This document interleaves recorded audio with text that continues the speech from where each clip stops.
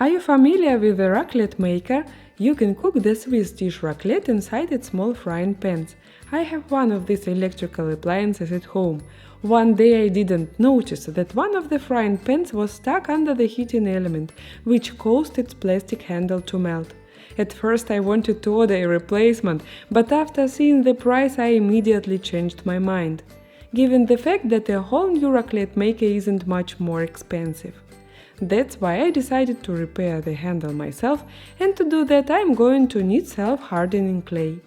You can use it to sculpt an object of the desired shape and leave it to harden for 1 or 2 days. This clay is good for handcrafting with your children or for small home improvements. The clay is very soft and it's easy to mold any shape. In my case, I'm trying to recreate the shape of the handle.